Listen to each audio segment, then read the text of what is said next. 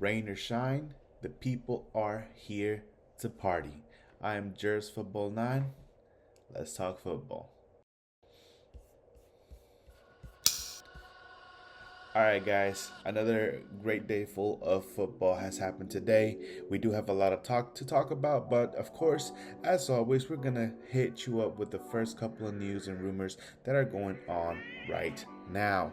Okay, so starting off, guys, if you have been keeping up with this Julian Alvarez drama, if not, I'm gonna give you a quick little rundown. Okay, so as of today, no, as of today, after the game, Julian Alvarez has made the official statement that he wants to leave Atletico Madrid. Okay, so according to Fabrizio Romano, Barcelona has already made an agreement with the player himself. Okay, so the only thing that needs to be done is an agreement between both Barcelona and Atleti. Um, it is said that Alvarez has informed both Arsenal and PSG, which are two teams that are very interested in him, that he wants to wait for for Barcelona. Atletico has already denied the first offer from Barcelona, which was a $100 million initial bid, and then um, they have also denied the bid from Real Madrid when they offered 150 million for Alvarez. Okay, La Cadena Se has informed that they will not be selling him to Barcelona. So the contract that Alvarez has says that he has a release clause of 500 million, and Atleti are not planning on selling Alvarez to Barcelona unless they reach that amount, which that's never gonna happen. 500 million. That's a crazy release clause. That being said, though, Atleti are looking into reporting Barcelona to FIFA for having separate negotiations with the player prior to even having anything agreed with from club to club. So there's still going to be a lot of drama and a lot of things that are going to be going on about that. I think that's going to be an ongoing conversation. So as the days goes on, we'll keep talking about it the further it goes. Just to switch it up real quick before we get started talking about the World Cup games, Manchester United are out for Aurelio Tchouameni. It is reported that they have already had meetings with the agent of the player, and that they have been keeping a close eye on him, and they've actually wanted him for quite some time, since before the whole drama this past season with Federico Valverde even happened. All right, so if Real Madrid do decide to put him up for sale, they're probably going to be one of the main teams that are going to be trying to go for him. So that would be a great acquisition for them. Tchouameni is a great player, a great asset in that back midfield line. So keep an eye out on that as well, guys. It's not reported yet that Tchouameni will be leaving. I know that Jose Mourinho is basically cleaning house now, right? We've already known that Fran Garcia is probably going to be out the door. He also wants to get rid of Mendy, but he's injured, so he can't get rid of him yet. If it's between Huijsen and Raul Asensio, I think Raul Asensio is going to be the player that will be leaving as well. Okay. Yes, there's a lot of new players coming in. I mean, of course, we have to clear up some space, right? Yes, guys, those are the only news or rumors that we have today. So we're just gonna go ahead and hop on to the World Cup. Okay. So we started off the day with an Argentina versus Austria match. Argentina won the game 2-0 with Messi scoring both of the goals. With that being said, he is officially the highest scoring player in the World Cup history. He just surpassed Miroslav Klose, okay? So just to start off the game, there was a penalty given to Argentina at the 7th minute, which Messi, he got into the box and he was going to shoot it, but he missed. But at that moment, you were wondering what's going to happen with Messi in this game. Is he just off? This is his third official miss in a World Cup, okay? But he did not let that stop him. He just, he did what Messi does. And I think with a great collective play from Argentina, it landed basically in his feet for him to just score it. I mean, there was no way that he was not going to score the first goal.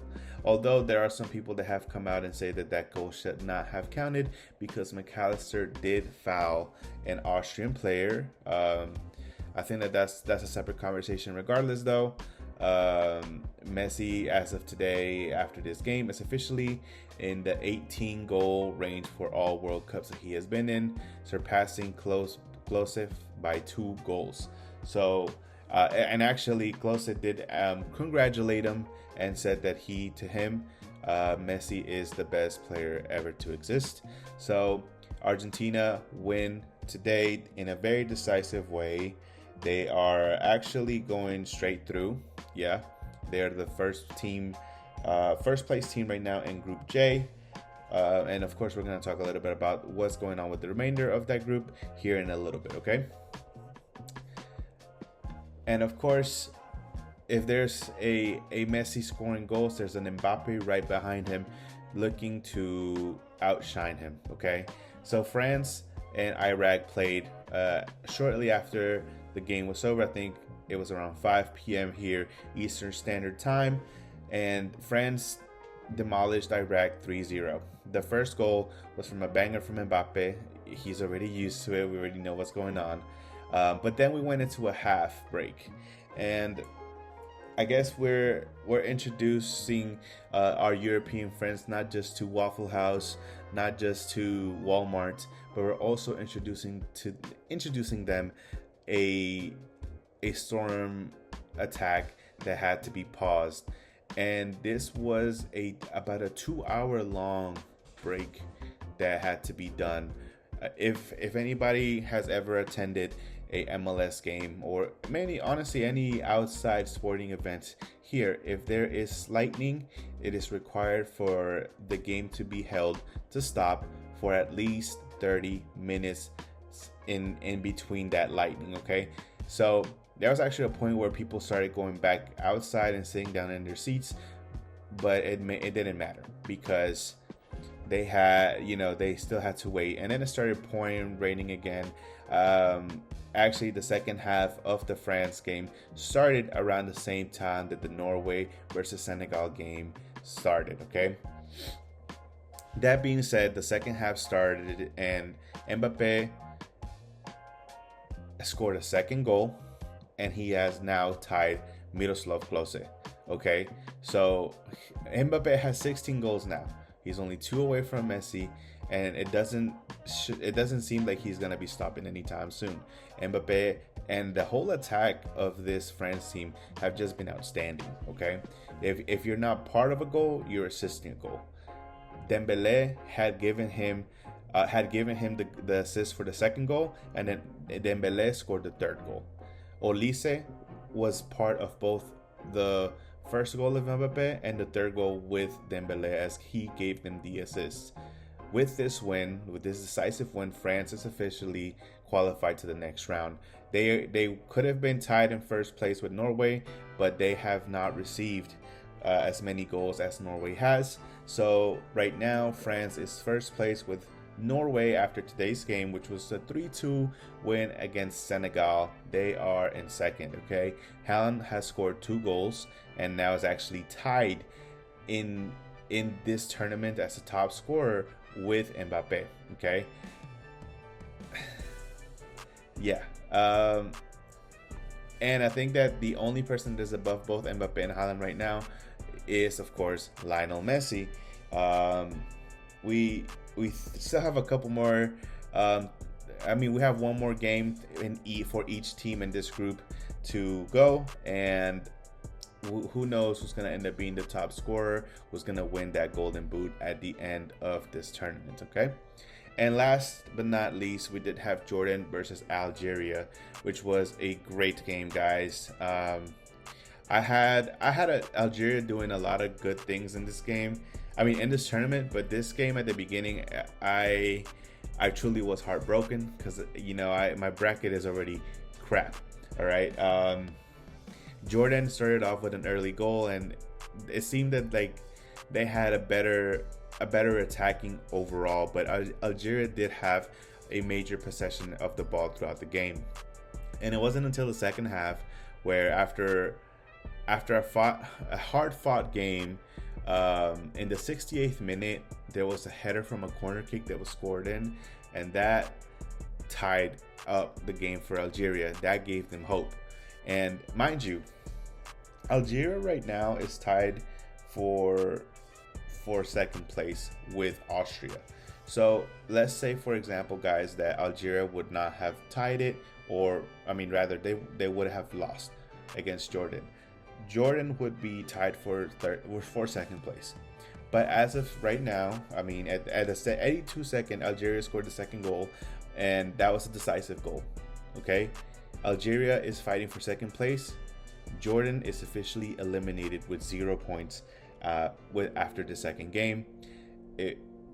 It's just the way that it works, guys. Here we are, and Jordan deserved a lot more because they played an exceptional game. Let's be honest, guys. They did everything that they could, but sometimes the game is all about momentum. It's about feeling, and Algeria took advantage of those moments. And due to that, Algeria is in a good position, and in the next game, it will be decided who will end in second and who will end in third, as Algeria will be playing against Austria. That being said, guys, let's talk a little bit about how the groups are left after today's game. Okay, so starting off with Group I, first place, as mentioned before, was France with 6 goals. Okay, we have Norway in second place with 6 goals. I said goals, I apologize. 6 points, and Norway 6 points. All right, so this last match for the group stage, round 3, I guess if we want to call it that, is gonna be it's going to be key to define who's going to be third place. Senegal has 0 points. Iraq has 0 points. And the face-to-face is going to be down to this match. So Senegal is going to go against Iraq, and we'll see what team makes it through in the third position, right? Yeah, not much more to say about that. Group J, which was the other group that played today, as mentioned before, Argentina have gone through. They have 6 points, followed up by either Algeria or Austria. I want to say that Algeria is in second place by differential of goals. I don't have the information right in front of me, but I feel like that is right. Austria is third, and then, like I mentioned before, Jordan is officially eliminated because of the head-to-head rule that they haven't stated this tournament. Okay. Before we finish this chat, guys, as always, I gotta look at my Panini book so we can talk about what games we have scheduled for mañana. All right, so I think everybody's really set to find out what Ronaldo and Portugal are gonna do based on all the criticism and things that happened last week. So Portugal is going to be going against Uzbekistan. This is an opportunity for them to set themselves back in a position where they can get the ball going the right direction. Okay, we have Colombia versus Congo, Republic of Congo, and then we also have Panama versus Croatia and England versus Ghana. After that, it will be the last day of round 2 for this tournament, I believe, right? No.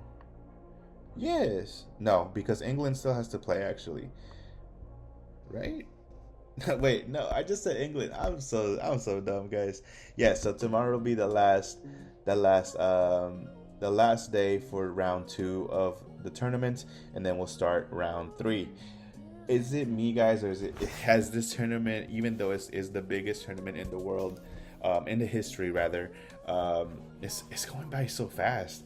Oh my goodness, I feel like it's gonna be gone just like that. But yeah, guys, excited, of course. As y'all know, I'm a big Ronaldo fan.